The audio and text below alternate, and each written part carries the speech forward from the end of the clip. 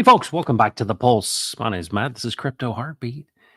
What in the world is going on? We got ourselves a bull run on our hands.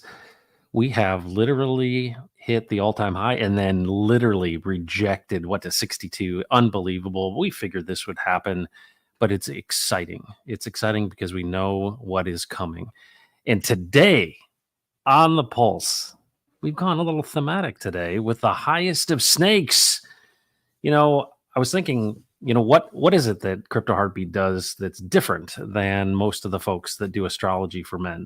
And that is, I want to share with you really these themes of what's really happening in the world as I see it, because there's way more happening that this crypto thing represents than meets the eye, right?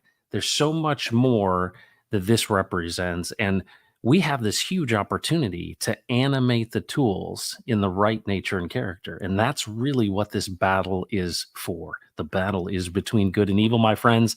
And that is going to be the theme of today. What is that? The highest of stakes. The stakes couldn't be higher. The snakes couldn't be larger. And if you think about this from a David and Goliath perspective, we've got a massive serpent to slay. And folks, DeFi is the way. We know that. And so we're going to be talking about that. But boy, what a time. We're coming into this bull run and the excitement is building. People are gaining confidence.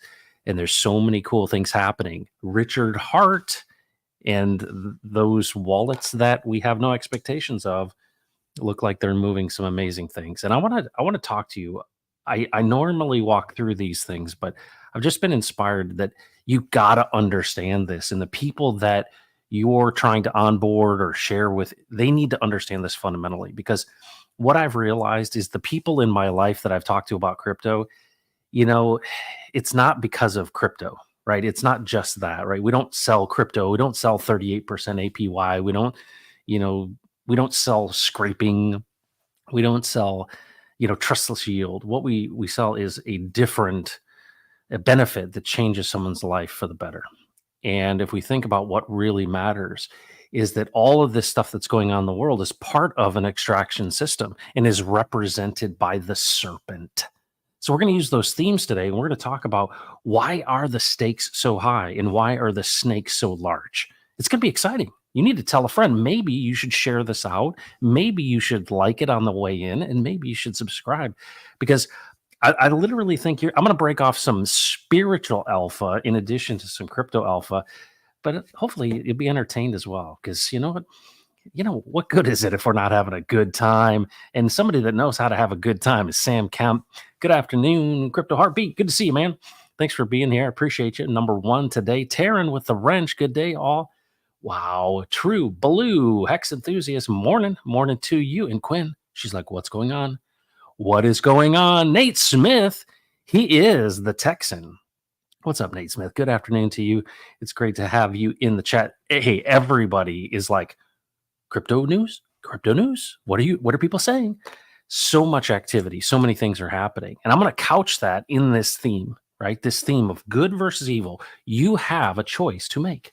What is the choice you are going to make, Nate Smith? Because even the political instrument, right? Nate Smith, he is the executive director of the Texas Nationalist Movement. He's taking a political tool. What is politics if not this tool of government, right? That's supposed to serve us. How are we going to animate that? We're going to even talk about Texas in this stream. Good day to you. Hekez, I guess. Sorry if I don't pronounce that right. Mobius. Hello. What's up, man? Facing reality in the house. DCR. Hey, folks. X on air. What's up, HOA? It's been a while, man. Good to see you back. Hex Force 1 is in the house, and Dublin is in the house as well. This is exciting. This is super exciting. And Luis, good afternoon, Crypto Heartbeat. Any plans for Las Vegas? No, I can't go to Las Vegas. The age of my kids it's very detrimental to this kind of travel. They're just in the midst of every possible sport. So my son's going to be turning 13. My daughter just turned 16. And then my other daughter is 18. And so it's like everybody's involved in stuff. And so there's so much going on. But that's why I won't be in Vegas. But folks, thanks for being here today. And Nate, with all the love in the world, thanks so much for being here. All right, let's talk about this. I want to share with you a model. I want to share with you a way of thinking. You know, there's a lot of people in this world who, they see what's happening in the financial system, and it's not just isolated, right? They're looking at it going, "Hey, this printing of this money and inflation, it can't be good," right? I think even the people that aren't really paying attention are like, "Yeah, it's a lot more expensive." And that pain is getting there. And then we've got all kinds of things that are disruptive in the world, right? We've got in Texas, we got this border issue, right? The issue isn't just one of economics, it's one of security, right? There's a lot of, we don't know who these folks are. And I think having a sensible immigration policy is good, but this is basically, trying to ruin or remake America. And so there's a lot of concern around that. We've got wars. We've got rumors of wars. We've got all things, kinds of things going on. But we believe that we have something that is literally working against us from within. Right? A serpent is in the garden, and we see that in the federal government. We see that because we don't believe that those who are representing us. I don't consider them to be just purely evil. I consider them to be essentially neutered, right? That the systems and the bureaucracy and all of these things have been set up to do is literally outside of their reach to change, right? We're at a crossroads, if you will. We see this across the world as well, and it's not just in the United States. We see this with the farmers in the Netherlands. We see this, the truckers in Canada. We see it in all different places. And it's not just political, it's the general basic way of life that people would say, you know what, this is how it's supposed to be. And I was watching one of those wholesome movies last night, and it was a great movie about a guy who literally had this kind of magical miracle experience, and he found himself in a world where the Beatles didn't exist. I don't know if you saw that movie. It's called Yesterday, and it was so wholesome. And the reason I mention that is because we have this ideal of what things should be like, and the life in the world is far from what we think it is. But we have this assumption that people are internally just good, right? And they're just watching out for us. And it's clear they're not. And we know that the battle is not between flesh and blood. The battle is not between people. And so we see this concept of Marxism, right, which is about pitting one group against another. And when you pit one group against the other, you're trying to get them to fight so that they're ineffective. And we see this on either side of the political, aisle. We see this with race. We see this in a number of different ways. And, in the past, it's been class based, the bourgeois and, those that are the working class. But all of this stuff is meant to be a distraction. And along comes DeFi. Along comes this guy like Richard Hart. And I want you to see how this all fits together, because the story of the Pulse Chain, the story of DeFi, the story of Hex and Pulse Chain and all these projects is rooted in an ethos that is it's not spoken of very often. And I feel like I got to carry the torch for that, because a lot of people are talking about get rich when Lambo. And I think that that's the most immediate thing. You're like, well, if I had money, things would be better. And I think that's a general thought that people have, is like, yeah, there is a certain point in which some more money would help you probably breathe a little bit easier. But what's funny is once you have it, you end up spending it, right? And if you've ever had money or accumulated more and more, if you've ever gone up into the right before, your spending kind of, meets that income. And so hopefully you're being more sensible than that. But it's something that it's a false narrative, right? We can't serve both God and money. We know that. So we have to have a vision for what this future looks like. And the question is, if we're the ones that have choice, is the limiting factor money? Or is it actually the product of our own creation? And what I mean by that is the choice that we have to make. And so you have a choice and I have a choice, and we're built to have that choice. And there are tools all around us that we can animate with a certain nature and character. And that's what I want to talk to you about today. So today, let's talk about this. What is your nature and character, right? Why are the stakes so high and why are the snakes so large? Your nature and character, if people would describe you, let's say I grabbed your friends and I said, hey, tell me about Nate, or tell me about Hazel, tell me about Hex Force One. How would people describe you? If you think about that, what is your nature and your character? Are you somebody who is angry all the time? Are you someone that is negative? Are you someone who is right? You've got a temperament, but then there's the general nature and character, right? Are you the person who, when someone's in need, you're there to meet their needs, or are you somebody who's like, stay away? You run away from things, or you go towards them. Are you afraid of a conflict? There's a number of things that I think are a piece of kind of our nature and our character. But what's interesting about it is that we animate the tools that are neutral in this world. And I want you to see our responsibility, because what's happening in the economic system is that the traditional financial world it's failing, and it is literally failing, and it's going to collapse under its own weight. How that will work and what it will look like, not sure. But there's a really good chance that what's happening is there's going to be a tremendous consolidation within the traditional financial world, meaning that the smaller banks are going to go away. And that's part of the plan. Because if you think about this future of a central bank digital currency, it needs to be centralized. And right now, all of these decisions that are being made more locally, I think, are a challenge. And I think that when we go to this digital dollar and central bank digital currency, those that are at the top, right, those in the Federal Reserve, want to be able to control things. And once it's all digital, you kind of do away with the local bank, if you will. And so, may we see that shift? We might. But this is unsustainable, right? We've got our debt. We've got, really things being propped up by money laundering through wars. And, it's going to have these chickens are going to come home to roost, if you will. But we see this thing called Bitcoin, and ultimately this, cypherpunk libertarian idea of, hey, what if we took this stuff back? And if we took it back, how could we return it to popular control? Well, we would have to decentralize it. And that's really the essence of what Bitcoin was all about. That's what that white paper of Satoshi is all about. And when you think about it, decentralizing things isn't always the solution, but it's a good solution in this scenario, because right now all the power centers have been centralized and they have a certain nature and character. And so why do we see them as potentially evil? Well, I mean, it may be a bit of a challenge, but I would say that it fits into two categories. You're either serving God or you're serving money. And in the biblical sense, it's called mammon, and it's literally money, right? And we're making money our God. It's an idol.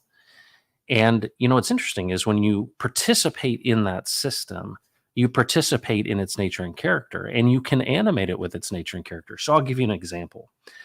Recently, Crypto Heartbeat made the mistake of commenting about something that was transparent on the blockchain. And that was that there was an influencer and a group of people in their paid group that was essentially getting paid to show something. And I noticed online on the transparent blockchain that the people that got the advance notice were literally dumping immediately on the people who were buying in. Surprise, right? Welcome to crypto. But I was like, hey, this seems strange. And I didn't even cast any, moral judgments on it. I just said, hey, look at this. It looks like people are dumping on your head. Well, the folks that were a part of that did not like that being exposed. And what's funny about it is it's completely, transparent on the blockchain, but they don't like the fact that you're pointing this out. And maybe it's my naivete, or maybe it's, Crypto Heartbeat is just an old man who's Pollyanna-ish. But I don't believe that this is the way we need to animate these tools if we're going to have something that is an alternative that's better for the future of people. And I think unless we have people who are speaking out against, or not animating this with the right nature and character, then, we get what we get. Because if these systems are left alone and there's no good leadership, then what ends up happening is it just reflects the current system. And that current system is one of extraction, where money is literally our God. And so we end up serving it. And so that's where this essence of kind of when Lambo comes from, is like, Richard Hart understood that people just wanted to get rich. But he often said this, and if you've listened to as much Richard Hart as I have, you will remember this. He's like, you know what? In some respects, I want people to get into things like hacks and get staked so I can protect them from themselves. What did he really mean by that? Is he knew that this was a meat grinder. He knew that this would chew people up. Is that there's all sorts of flashy objects and you love to push buttons, and that this insatiable desire to have more or to win. It's this gambling, and that's why it's called degenerate, right? It's a degenerate behavior. And so people are attracted to that and they get sucked into it, and it's really an addiction. And look what's happening in our world. I mean, people are, anti crypto, I think, in the mainstream, but they're really supportive of gambling. Sports betting and sports gambling is crazy. And it's funny to me that look at the odds of that stuff and the lottery and those type of things that they'd be happy to promote. But it's something that could actually be transformative for your life and actually put you in a really unique position, like, trustless yield and DeFi. Oh no, that's bad. And it shows you that this thing is upside down. It shows that it is completely upside down. And so what I want to suggest to you is that in this battle between good and evil, that we have essentially a financial system that is literally serving a false god, meaning it is serving mammon. And this is a serpent, let's say. Okay. And I'm going to say, if you're asked this question, who would you rather serve, God or money? You probably say, well, I recognize that there's a creator. You don't have to define exactly to me what that is, but you might say, you know what? I'd probably like to be in alignment with the creation versus alignment with something that is evil or is a tremendous distraction or is one that's taking advantage of others or extracting value. And what's interesting is I had this kind of crisis in crypto. Here I'm promoting these things in crypto, and speculative assets in some respects, whether it's short term or long term, somebody wins and somebody loses. But what's the long term vision of this? Why are the stakes so high? The reason that they're so high is because this has the potential to literally transform the financial system entirely. Case in point, I know some people within the Pulse Chain community. They were OG Hexicans and they got in early. They were in the adoption amplifier. And here's this guy, Richard Hart. He's like, I'm going to build a better Bitcoin. He creates Bitcoin Hex. It then becomes Hex. And all these guys that got in early and held and believed this narrative, which was one of, hey, stake it till you make it, right? This idea that we don't have to push buttons. We don't have to be traders. Stay away from that stuff. Don't pick up pennies in front of freight trains. The whole point of this is to get rid of counterparty risk, not your keys, not your coins. Hold on to them. And what did that teach people? This group of people that saw Richard Hart at that last bottom of the, this bear market, they saw something unique and different. They saw someone that was advocating for them. And so what is that? What is that advocacy that Richard has? Strangely enough, if you can believe this, it's an advocacy for your well-being. I got to interview Richard Hart and I asked him, hey, when you're 90 or 99 or 109, what is your legacy going to be? And he said, it's the community.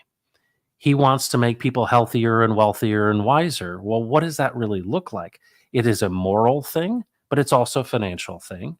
Right? Healthy. It's what does the resource, when you have it, turn into? And so the reason I'm even in this community, and even the reason that I stream today, is because I believe truly that we're unlocking abundance. We're unlocking a whole new way of looking at money. See, when centralized parties control the money, they literally have the ability to pull the strings. And what has happened is it's been built years upon years over this fractional reserve banking system where easy money has done incredible things, right? A lot of the productivity around the United States, the innovation, the building of value has been from cheap, easy money. But essentially what we've done is rather than being conservative with our approach to the financial system, we basically cut all of the restrictor plates and we just basically put it on 11. I'm mixing my metaphors here. And what ends up happening when you do that? It runs really, really hot. And at some point in time, the thing burns out. And of course, we've seen that from, boom to bust, boom to bust. But all that cheap, easy flowing money, well, then we have a zombie virus, right? We have the Charlie 19 come along and we just print what, 7-8 trillion more dollars. And now we're literally we're really suffering from those decisions. And it's hard to imagine a day, when I was a kid, when you didn't have money, you didn't have money. Now it's amazing. Homeless people have like iPhones, right? Like the being poor when I was a kid is different than being poor now. It's funny is I've heard people, that were dealing with we adopted a boy and we were in the foster care system.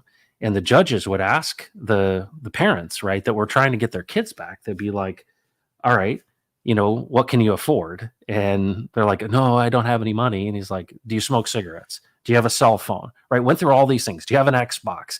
And it's amazing how this kind of cheap, easy credit thing has created this expectation of kind of these of the in the first world of, do we really know what it means to really struggle? And that's all been built on the back of cheap, easy debt. And so now that chicken's coming home to roost. But there's this like this glimmer of hope and this light in this, right? And what do we see? Bitcoin, Ethereum, Hex, all of these things. And we go, is it possible that a certain group of people, if they work together, could literally win together? What would it look like? And so we saw this with Wall Street bets. Remember that? Remember the whole AMC thing and GameStop? Remember the short squeeze? There's a movie on Netflix about this. But that is essentially this concept of the people working together to literally push back on the power brokers, right? Because they've animated this system to be one of extraction. And if you've ever been a trader, you know why you lose in trading is because there are folks that manipulate the market. Well, here comes Richard Hart understanding this stuff and having all of this money beforehand, right? A lot of Bitcoin, right? A lot of Ethereum. And then, of course, with the whole Hex thing, 10,000X, certainly a lot of resources there as well. But he understands how the game is played. And like a great judo master, and I don't know if you've ever, seen judo. Judo is not about hitting. Judo is about using the weight of your opponent against them. And I look at Richard Hart. He's got the right ethos. And what I mean by that is he's like, what if we were to take this system and instead of being like Sam Bankman-Fried and trying to get mine only, what if we work together and what if we built a community of people that were caring for one another? Now, does he articulate it that way? Not particularly, but he understands that people need to basically be saved from themselves or protected from themselves. And what's interesting is I don't know how many people, but I'm sure there's some folks out there who literally are like, yeah, if I hadn't gotten into these stakes, I probably would have pushed buttons and lost it all. And there are others who are like, yeah, I wrote it up and wrote it down, and they're not happy. But the point is, I think about the sacrifice of Pulse Chain and Pulse X.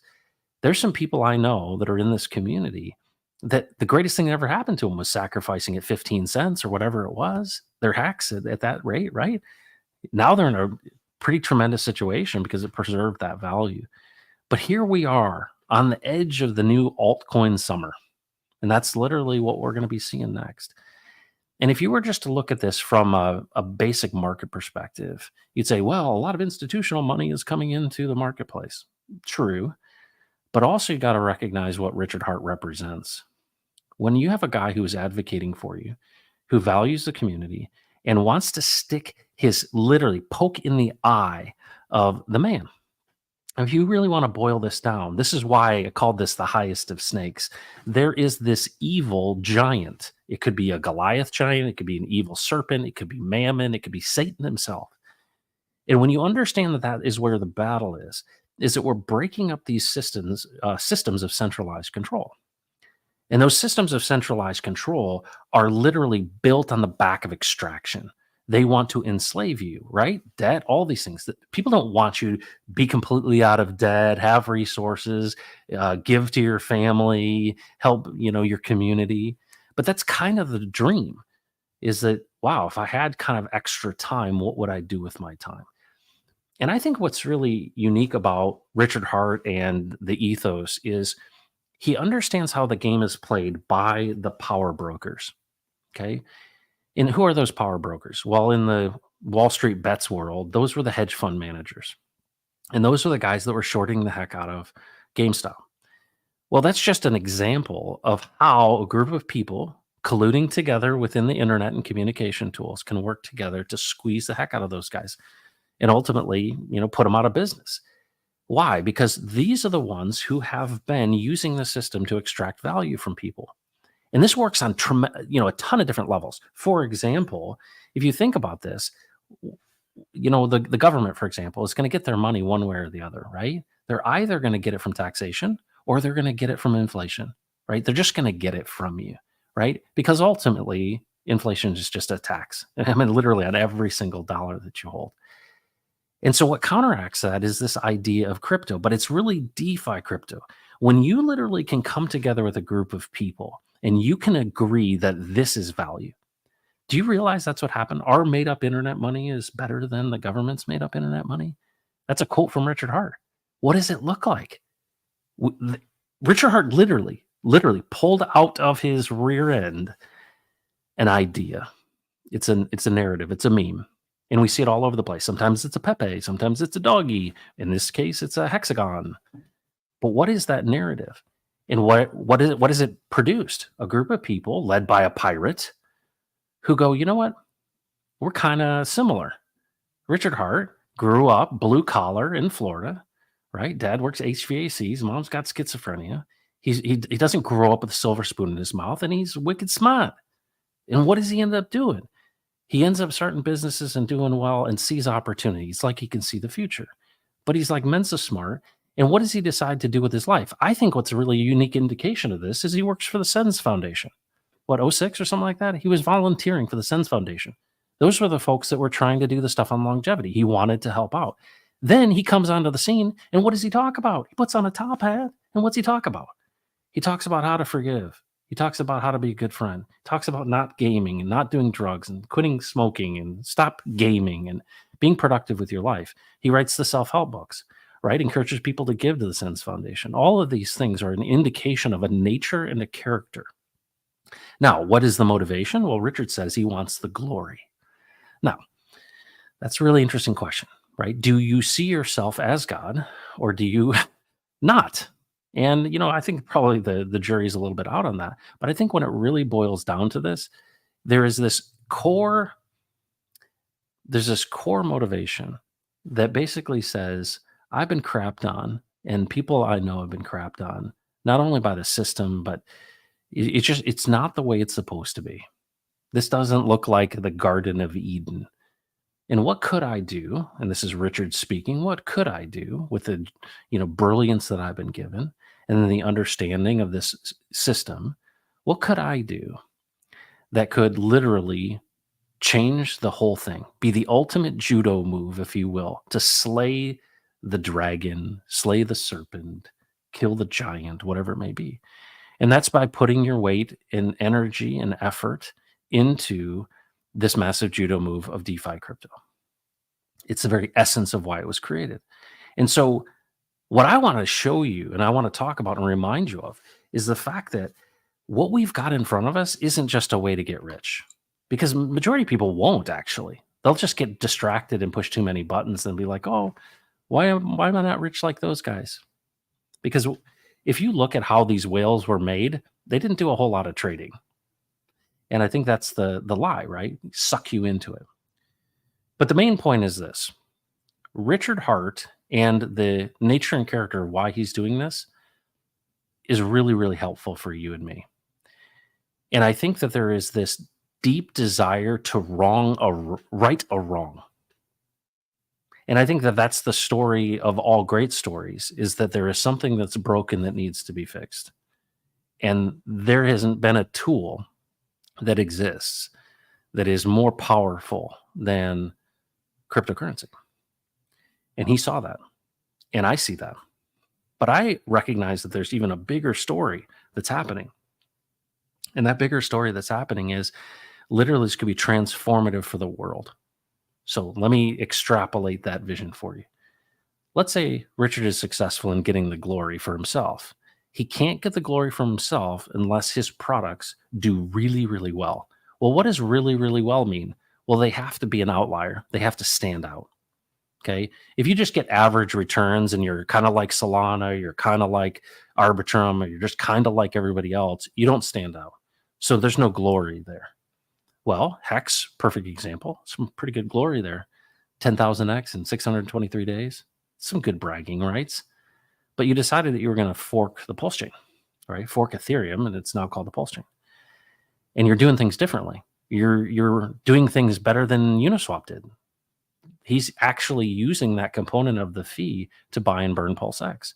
So using innovation, bringing innovation to the table, having cheaper, faster, better system, but also world's largest airdrop. If you start adding up all of these unique differentiators, which are some tokenomics, some are brand, some is community, all those things together, you've got the recipe for something pretty compelling. And then you add to it green candles and you've got, euphoria. But I want you to understand that this is it's inevitable, it's inevitable unless we've got like global thermonuclear war. And I don't think we're going to have that. So here's what I think is inevitable. In order for Richard to be successful and to get the glory, you have to win. And what I mean by that is the proverbial you. That's you and me. Because if the goal here is to stick it to the man, right? These are the centralized players. These are the folks in the centralized exchanges. These are the people that are the traders. This is the people, the Celsiuses and BlockFis and, FTXs. This is the CBDCs. This is the centralized government. This is the bug eaters. This is the World Economic Forum. These are the people that are centralizing power to extract value, which ultimately is debt and consumer slavery. Okay. Let's stick it to that man. I think we're all in agreement. Let's stick it to that man. Well, that's what Richard Hart is the tip of that spear. Okay. And we're following right behind it, right? That tip of that spear penetrates the absolute core, and that's what moves him forward. Well, what does he want? He says he wants the glory. Well, I see things differently. I see that God gets the glory, but that's okay. This is a process. But what's amazing about that is, who's not, against us is for us. Those are for us, not against us, right? Like we've got this guy who's leading out front. And when I look across crypto, I don't see someone who is driven by something more intense and, white hot than Richard Hart and his desire for fixing the system, or at least creating a framework in which you could win because you've been oppressed, right? The system is extracted. The system has heavy weight on you. And here's a way in which you can get out. And I think so many of us are dreaming of a day that's different than yesterday. Thinking about your kids, thinking about your family, thinking about your future. What would it be like? Even when you say when Lambo, because I get a kick out of that. It's like, all right, when Lambo. You at least have a vision for something. It's fast. That's fine. But everybody in life has different benefits that they see from these things. But you've got to understand what's really happening. You're seeing the top, the all-time high of, we just touched it with Bitcoin.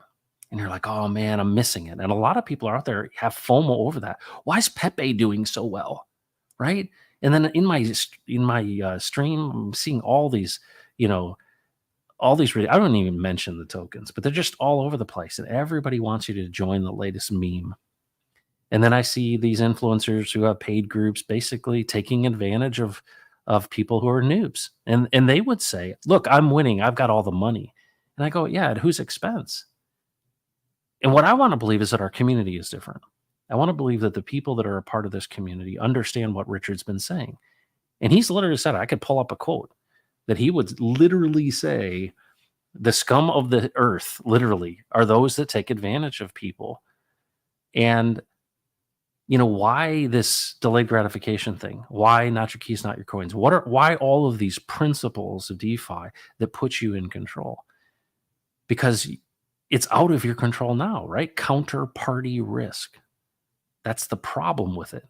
And so to have this vision of creating Bitcoin Hex, Pulse Chain, Pulse X, Ink token, all of these things, and then providing us with the ability to build tokens enables us to animate these tools in a certain nature and character.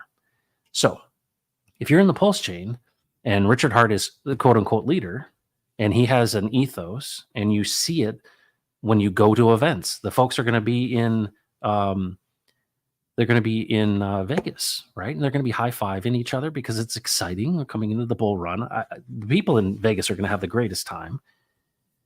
But there's something that happens when you're together with hexagons and, where you kind of realize, hey, we're all in this together, and we kind of, not that we see the world the same way, but we have a shared experience. And there's a general, genuine concern for each other.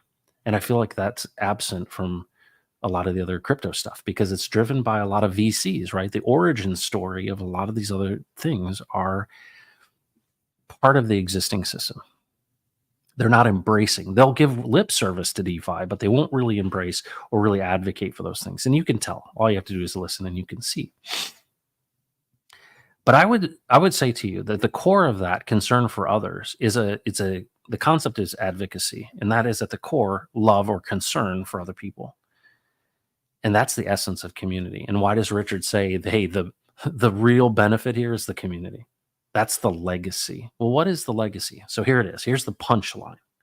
The punchline is, what if you're, let's say you have $1,000 that you sacrificed for Pulse or PulseX, and then you've DCA'd in, and maybe you got, I don't know, let's say $5,000, right? You get a 10,000x in something, right? Something in the Richard Heart ecosystem, and you just stick it out and you do well, like the OG Hexicans. And what do you got? $5 million now. And now multiply that about across all of this community, right? Let's just, for fun, it's funsies time. Not 100x, not 1,000x, 10,000x. This is this idea of unlocking abundance. And we can only do that together, right? Because what drives value? More buyers and sellers. So what is the strategy? What's actually happening? I'm going to tell you exactly what's happening. It doesn't matter what BlackRock's doing. It doesn't matter what the institutions are doing. It's a matter of the cycles, and it's like riding a wave. Richard Heart is going to hang 10, my friends. He is the ultimate surfer of this wave. Why? Because he double-clicked the exe file and he got a lot of Bitcoin. And then he got into Ethereum and he's got a lot of Ethereum. And then he did Hex, and then he's got Pulse and PulseX. Now he's got this entire, vertically aligned ecosystem. $600 million sitting in DAI and probably billions upon billions in his own personal. What does he want? Does he want more stuff? He told me directly, they've run out of stuff. I've bought it all. So obviously the end goal for him isn't stuff. So what would it be? What would be the thing that would be the ultimate success in the mind of Richard Heart? You having an abundance and making a difference, and that your life is better than it was before. You're healthier, you're happier, you're wiser, you're more kind, you're more loving, you're more forgiving. What does that look like when it happens at scale? Our world is built on a scarcity extraction model. That model is one that enslaves people. All of these tools of the blockchain, they are neutral. Everything is neutral. Guns are neutral. Knives are neutral. Forks are neutral, right? The internet is neutral until a person animates that tool. You could use a gun to defend your family. You could also do it to provide food for your family through hunting. But you could also go into a school. The nature and character of the person is the thing that animates the tools. And we understand that all value is the product of human labor. So your effort and time, the only value that's created are the goods and services that come out of the creative mind of people. My dog and his buddy dogs don't get together and create value. They eat and then make me clean up after them. Your creative ability and your ability to think and your ability to do work and the sweat of your brow is where value comes from. What would it look like if the people that supposedly our government is made up of the consent of and a representation of, what would things look like if you were in charge? Would you create a system that takes from people just so that you can get your Lambo? Or you say, you know what, we might want to rethink this thing.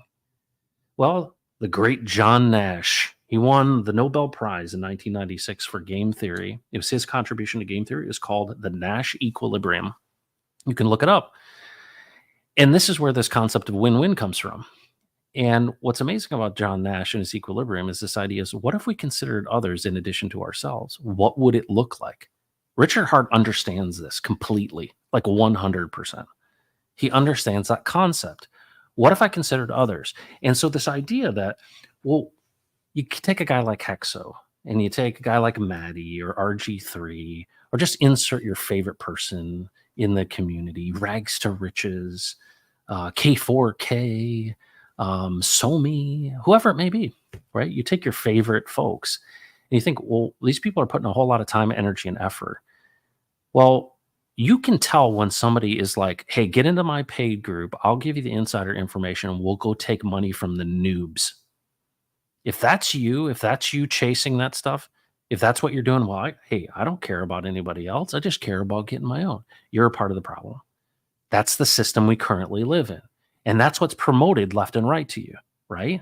Let's get in early, let's collude together, and let's take advantage of the noobs. And because you don't see them, you don't know their faces, and you don't know their families, you think it's fine to do that. Well, there's a better way. And Richard Hart has said that. There's a better way. It's called trustless yield.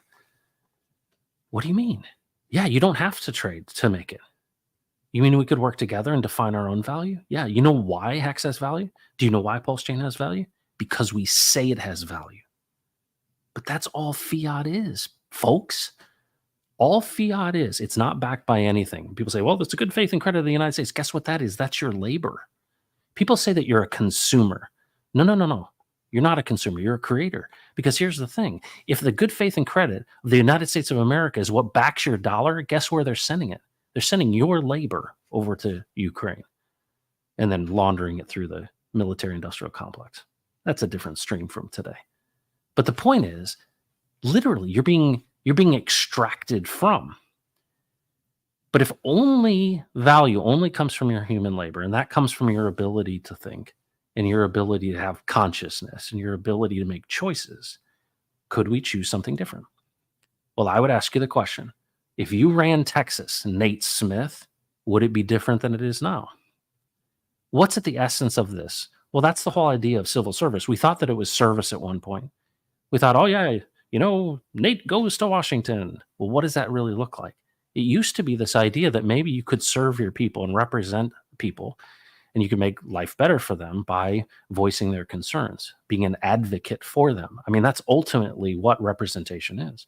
But what's happened is we've created this scenario that's become this monster, this leviathan of a bureaucratic state, and it's now literally controlling us.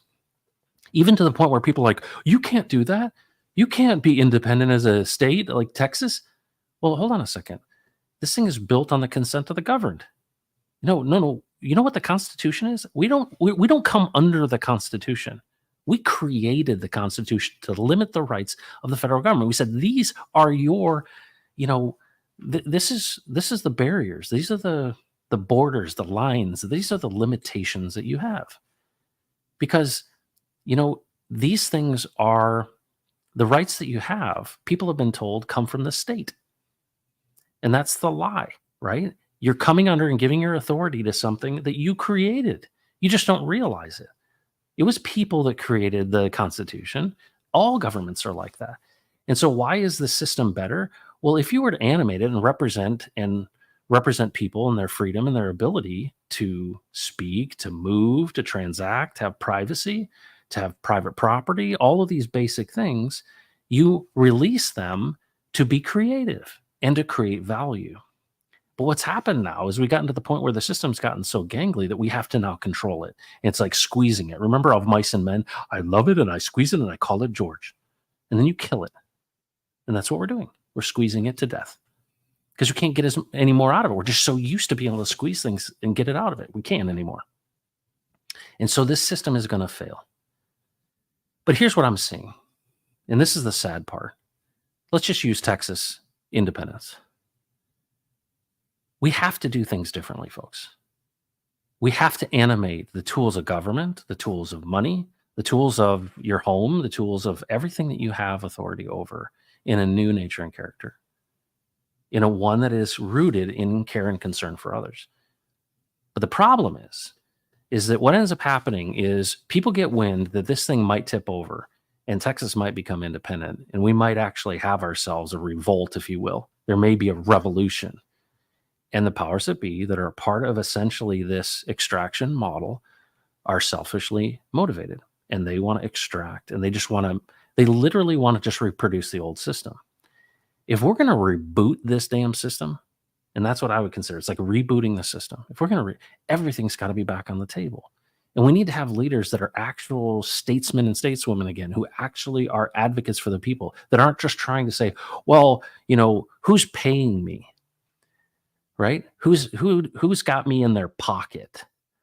And that's where we break the system up, because it's broken, it's corrupt. But what does it look like? Well, that's what the founders did. They fought a war, right? Treasure and blood. And what did they end up with? If we're going to do this thing the right way, we want to create a more perfect union. And I think what's really incredible is you look at the Declaration of Independence, and that's kind of this where the rubber meets the road, where you see the nature and character of things. And it says, we find these truths to be self-evident, that all men are created equal. And they're endowed by their creator with certain inalienable rights. So they're endowed by the creator with these rights, not the government. And so this thing is created by our consent. It's the same thing with the money, folks. Literally, Richard Hart said, this is value. Do you agree? And you said, yes, let's stake it. 5. It's the same thing with anything. We can choose to do that. That's what everyone's ever done. That's what bartering's all about. But there has to be this concept in that. And this comes from Steve Staggs. It's what's called the truth in the transaction. So one of the things that the Bible talks about, and God says he doesn't like unfair weights and measures. What does that mean? Well, they used to change the nature of the weights and the measures to get a little advantage, right? And so we saw this in the Roman Empire, where they would literally alloy the gold, right? So reduce the amount of gold that's there. They're literally, decreasing its value. We see that obviously by printing money. But the same thing is true when you think about devaluing a currency, when you think about unfair weights and measures. What you are saying is that I'm going to rig the system in my favor. But to have truth in the transaction is where you and I understand the rules, and we're both pleased with the outcome. And we see this most commonly in the scenario of bartering, right? The Old West, right? You have something, I've got something, you need something, I've got something, and I'm going to work with you because I know you. I'm going to see you again. I'm going to see you when you come out of the mine again. I know your family. And that's why it's interesting. If you look back into Acts 2:42, really, that's the Acts 2 section of the scriptures. What you'll find is they committed themselves to the apostles' teaching, to the breaking of bread, and then to prayer. And then ultimately, when people had need, they were like, oh yeah, I know so-and-so. Yeah, I know so-and-so. Yeah, we could sell what we have and help. It's consideration for others. That's at the core of good community. What would it look like if we had leadership that understood those basic things? And so when I look out into this world and I see who's speaking for us, I'm seeing a shift. In this kind of old world model, right? This Iron Curtain kind of Cold War, James Bond world that is this old world model before the internet. What I see now is these Gen Xers. I see people who are like Joe Rogan and Russell Brand and Elon Musk, and they're kind of looking sideways at this thing going, hey, this isn't right. What if we did this differently? We need to find people who don't consider themselves to be God. That's a problem, right? Some people will criticize Richard Hart and they say, oh yeah, Richard's got this God complex. Richard Hart's not God, and he knows he's not God, right? Because if he was, he'd be able to overcome a number of obstacles he has. He knows what his challenges are, his limitations, but he also knows that he's wicked smart. So what's amazing about this is we can win together. Well, this system and this infrastructure and all the things that we have to be animated in the nature and character. Well, what is your nature and character, and where does it come from? Well, the founders of America said that these were rights that were given to you by the Creator. Well, who's the Creator? Well, let me just tell you who he is. I go out into a field and I take a piece of corn and I put that in the ground. Do I germinate that seed? Nope. Do I make it rain? Nope. Do I make the sun shine? Nope. I could fertilize it, I could put it in the right spot, but the warmth, the water, and the germination happens outside of me. So what do? I partner with the ground. Well, that's called the creation. I didn't make the dirt, it just happened to be here. So I till the dirt, I put it in there, and I wait. Huh. I kind of wait for what? A harvest? What's that called? That's called a yield. One kernel of corn, one stalk of corn has 2 or 3 ears on it.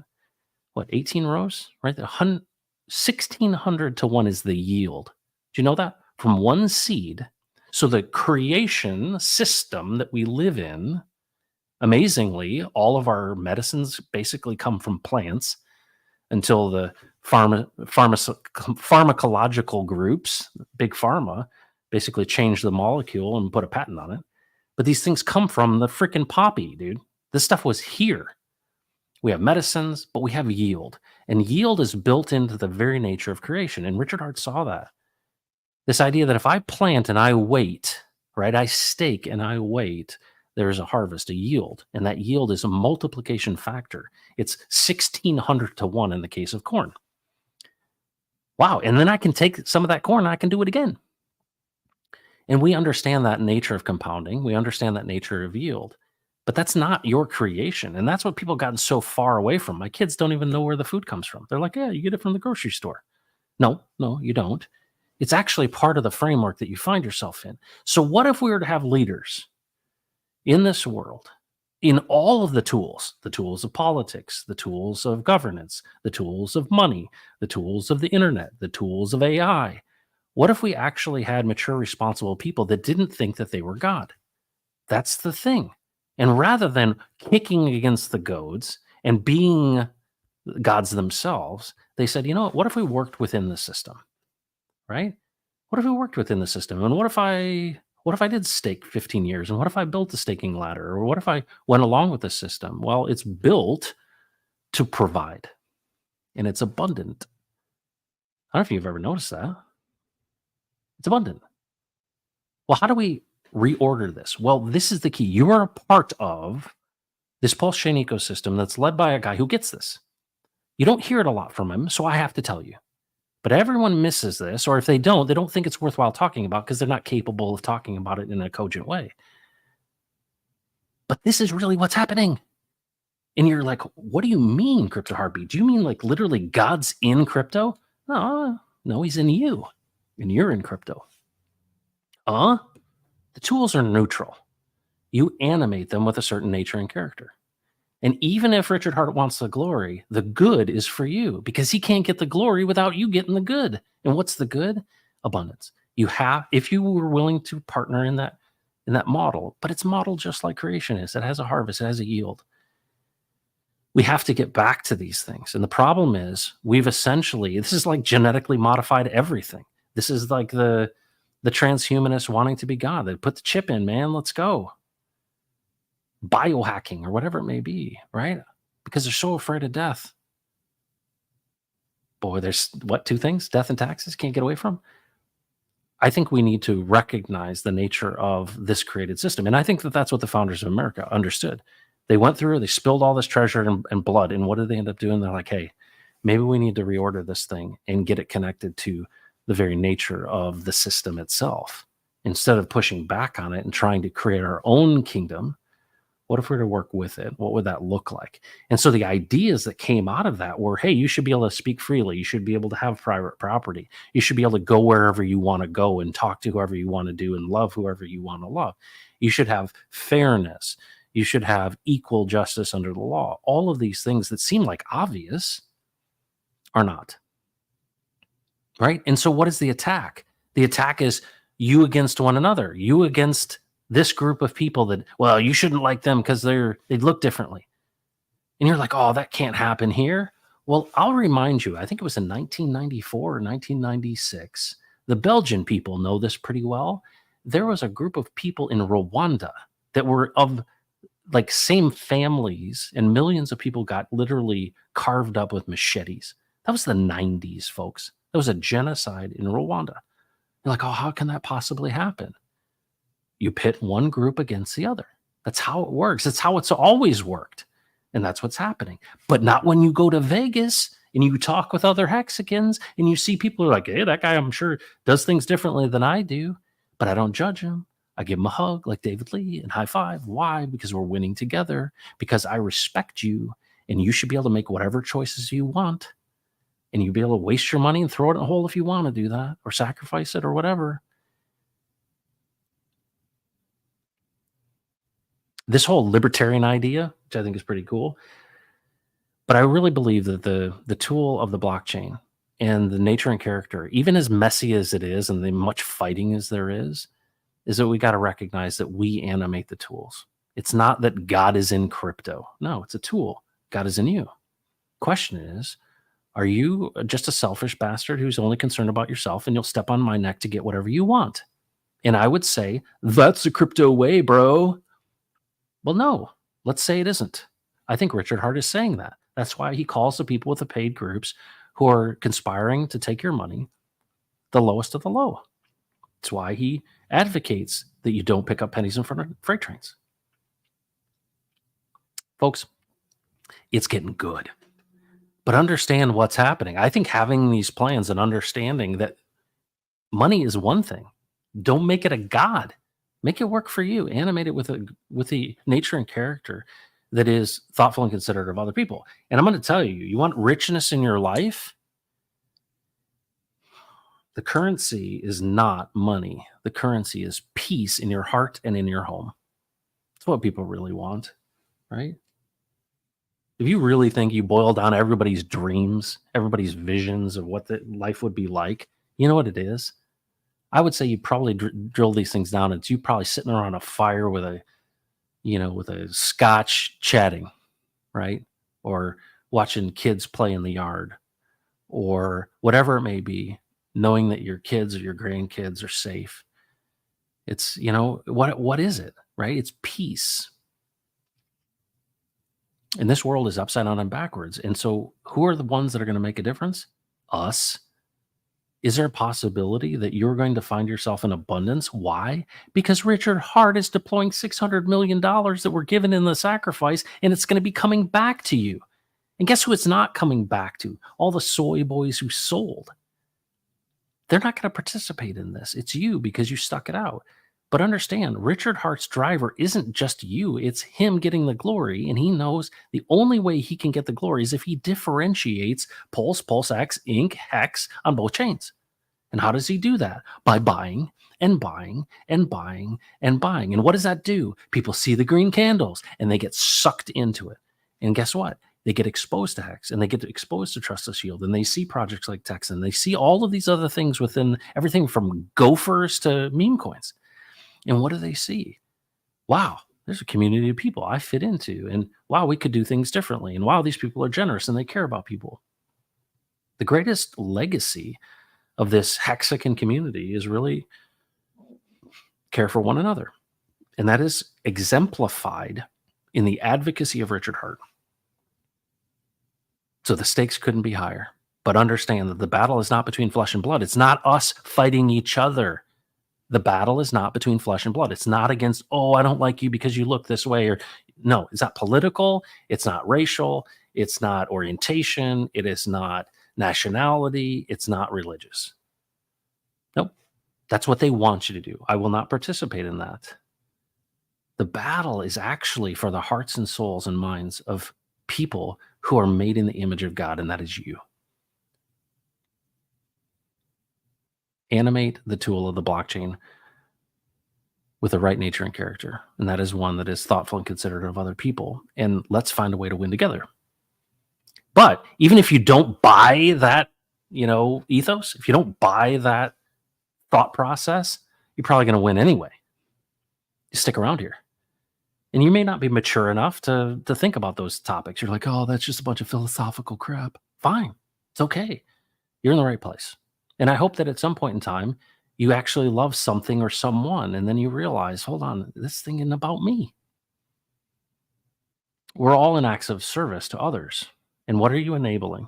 And what does this whole thing do? If we work together, we win together. But everyone is trying to divide us. If you're going to Vegas, I hope you have a great time. I wish I was there. Give somebody a hug and a high five for me. And folks, thank you so much for joining the Pulse Study. My name is Matt. This is Crypto Heartbeat. And do not mess with Texas. Take care, everybody. We'll see you next time.